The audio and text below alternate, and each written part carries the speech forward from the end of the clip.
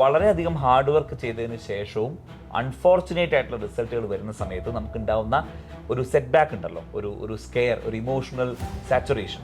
ഇതാണ് റിസാം ഇക്കൊല്ലം ഫേസ് ചെയ്ത ഏറ്റവും വലിയ ചാലഞ്ച്. അത്രയും സെറ്റ് ബാക്സ് നിന്ന് തിരിച്ചു വന്ന് രണ്ടാമതും ആ റിസൾട്ട് സ്ട്രൈക്ക് ചെയ്യാനുള്ള ഒരു ക്യാരക്ടർ ഇല്ലേ, ആ ക്യാരക്ടറാണ് റിസാമിനെ സ്പെഷ്യൽ ആക്കുന്നത്.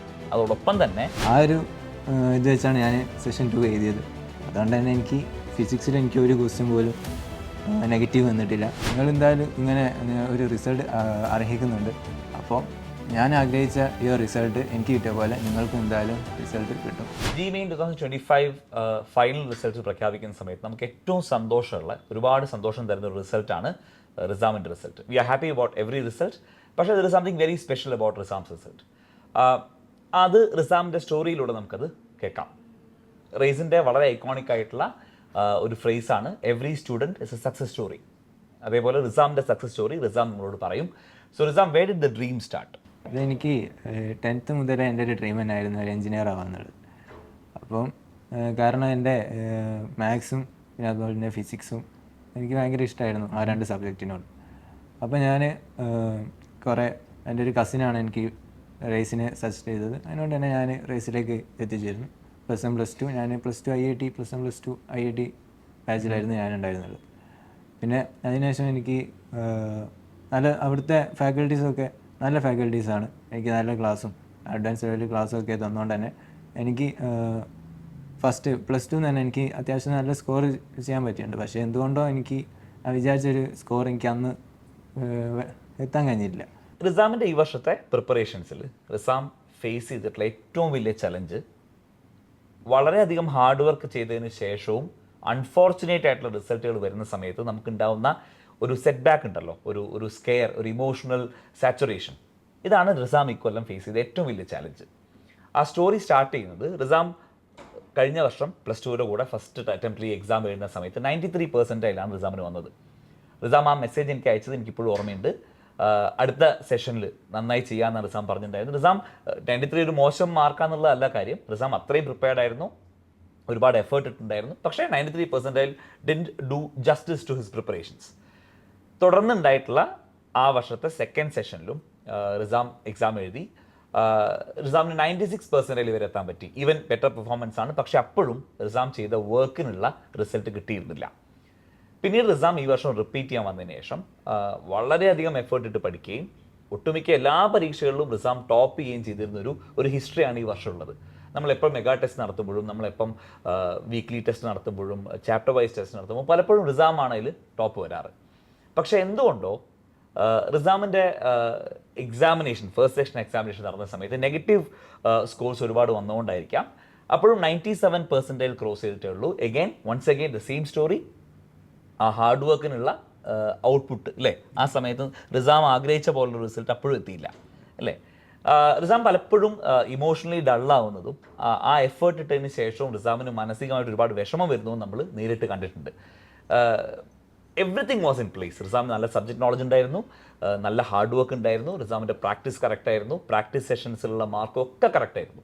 പക്ഷേ എന്തുകൊണ്ടോ ആ final result was eluding him.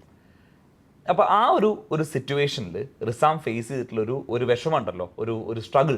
ആ സ്ട്രഗിളാണ് റിസാം ഈ എക്സാമിനേഷനിൽ ഫേസ് ചെയ്ത ഏറ്റവും വലിയ ചാലഞ്ച്. ബാക്കിയെല്ലാം ഇൻ പ്ലേസ് ആയിരുന്നു, നന്നായി പഠിച്ചിട്ടുണ്ടായിരുന്നു, നല്ല എഫേർട്ട് ഉണ്ടായിരുന്നു, നല്ല സബ്ജക്ട് നോളജ് ഉണ്ടായിരുന്നു, പ്രാക്ടീസും റെഡി ആയിരുന്നു. പക്ഷേ ആ ഒരു ചാലഞ്ച് മറികടന്നു എന്നുള്ളതാണ് ഈ എക്സാമിനേഷനിൽ റിസാം ചെയ്തിട്ടുള്ള വണ്ടർഫുൾ വർക്ക്, അമേസിങ് വർക്ക്. ആ ഒരു ക്യാരക്ടർ ഉണ്ടല്ലോ, അത്രയും സെറ്റ് ബാക്സ് തിരിച്ചു വന്ന് രണ്ടാമതും ആ റിസൾട്ട് സ്ട്രൈക്ക് ചെയ്യാനുള്ള ഒരു ക്യാരക്ടർ ഇല്ലേ, ആ ക്യാരക്ടറാണ് റിസാമിനെ സ്പെഷ്യൽ ആക്കുന്നത്. അതോടൊപ്പം തന്നെ റിസാമിൻ്റെ ഏറ്റവും വലിയ പ്രോബ്ലം എന്തായിരുന്നു? കുറേ നെഗറ്റീവ്സ് ആണ്. അപ്പം I am really proud of the fact that 25 questions out of 25 ഫിസിക്സിൽ ആൾ ചെയ്തൊക്കെ ശരിയായിരുന്നു. ആ ഒരു കൺവേർഷൻ പലപ്പോഴും റിസാമിന് എക്സാം ഡേയിൽ പലപ്പോഴും കിട്ടാറുണ്ടായിരുന്നില്ല. ബട്ട് അമേസിംഗ്ലി വെൽ ഇത്തവണ അത് വർക്കൗട്ടായി അല്ലേ. How do you feel about it? Session 1 result എന്ന് പറഞ്ഞാൽ തീർച്ചയായും ഭയങ്കര ഡിമോട്ടിവേറ്റിംഗ് തന്നെയായിരുന്നു എനിക്ക്.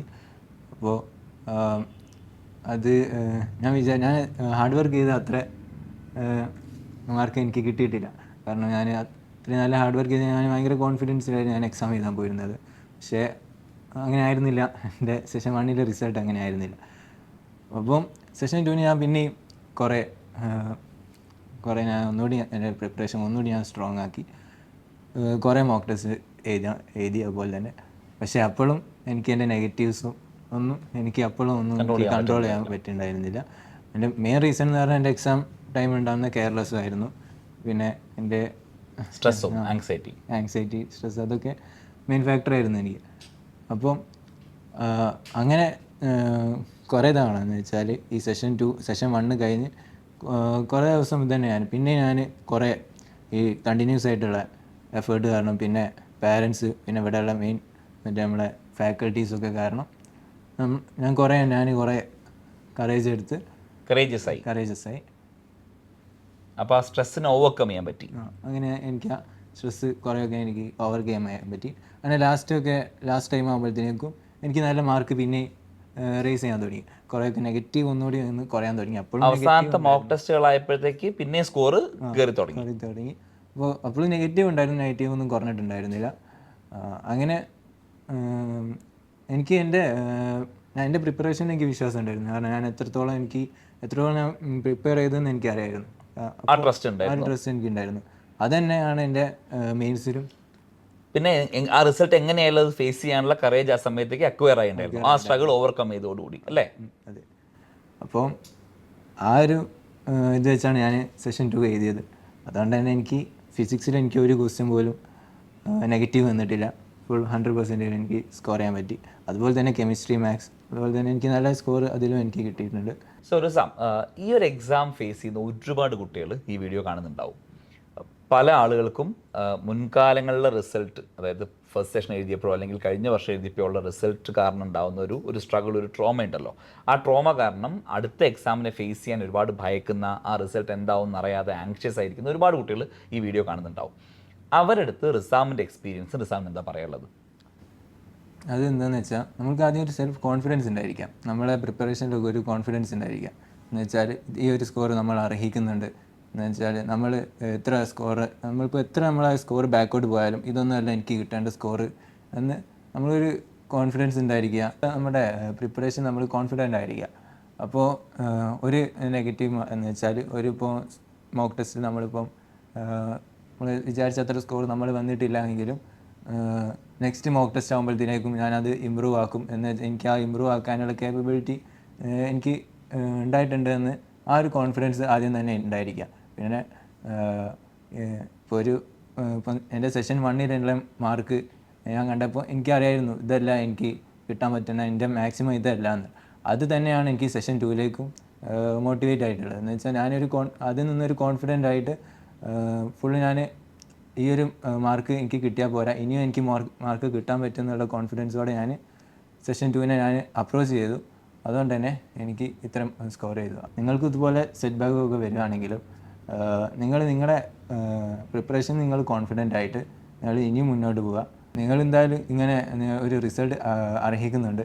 അപ്പോൾ ഞാൻ ആഗ്രഹിച്ച ഈ റിസൾട്ട് എനിക്ക് കിട്ടിയ പോലെ നിങ്ങൾക്കും എന്തായാലും റിസൾട്ട് കിട്ടും. റിസാമിൻ്റെ ഈ സ്റ്റോറി നമ്മൾ നിങ്ങളുടെ മുന്നിൽ പ്രസൻറ്റ് ചെയ്യുന്നത് തന്നെ ഈ എക്സാമിന് പ്രിപ്പയർ ചെയ്യുന്ന മറ്റു കുട്ടികൾക്ക് ഈ കാര്യങ്ങൾ മനസ്സിലാക്കാൻ വേണ്ടിയിട്ടാണ്. സബ്ജക്റ്റ് നോളജ് മാത്രമല്ല, എക്സാം പ്രിപ്പറേഷൻ്റെ പ്രാക്ടീസ് മാത്രമല്ല, നിങ്ങളുടെ ഡിറ്റർമിനേഷനും നിങ്ങളുടെ ക്യാരക്ടറും നിങ്ങളുടെ മെൻറ്റൽ സ്ട്രെങ്ത്തും ഒക്കെ എത്രമാത്രം ഇമ്പോർട്ടൻ്റ് ആണ് നിങ്ങളുടെ ജേർണിയിൽ എന്നുള്ളത് നിങ്ങൾക്ക് ഇപ്പോൾ മനസ്സിലായിട്ടുണ്ടാവും. And that is exactly why we say that every student here is a success story and he is indeed a super star.